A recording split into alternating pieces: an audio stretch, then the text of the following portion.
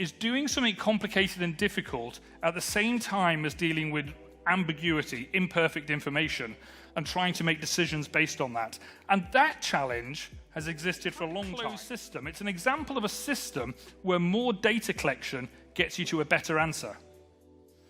In ambiguous situations, where you can never have perfect information, more data doesn't always help. There's a hygiene level. There's a level that you need enough. But the CIA have done some interesting research on this, and what they concluded was there are 3 aspects to a complex piece of analysis.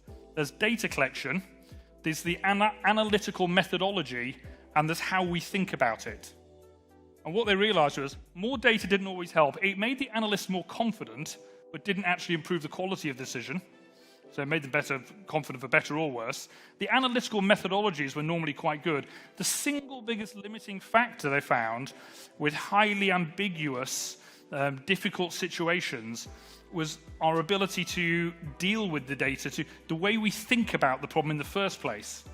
And we are spectacularly bad at this thinking about thinking. Our judgment, when we're faced with ambiguity and imperfect information, is really often quite weak. It's a very challenging thing to do to have good judgment. What our competitors will do when we launch a product. We don't know how the market will react. We didn't predict Trump, Brexit, the UK election.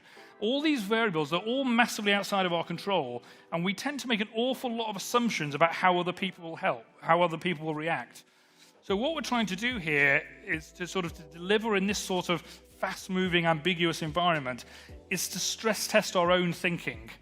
We're going to have to make assumptions, but are they the right assumptions?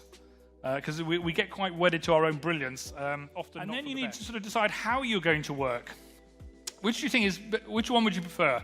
Alignment, brilliant process, everybody on the same page, all singing from the same sheet, or autonomy, completely dispersed and fully empowered? Somebody said it, it's both. My argument to you is that these do not happen in parallel. They happen in sequence. You have to have alignment before you have autonomy. If you try and go for them both at the same time, actually what you get is chaos. You see the people like special forces, these guys running around doing all this crazy stuff, answering to nobody. They've spent years being drilled into a systematic way of doing business before they get set free.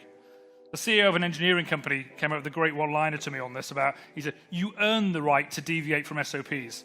And certainly that's my experience of high performance in a military environment.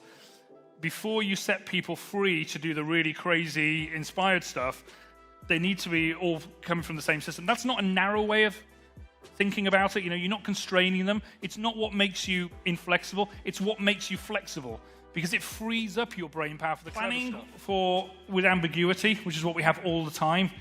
The key is often not more data and not a better methodology. It's actually your own thinking. Think about the thinking. Teamwork doesn't happen by accidents. Right people, right setup, incentivized in the right way. And high-performance organizations are learning organizations.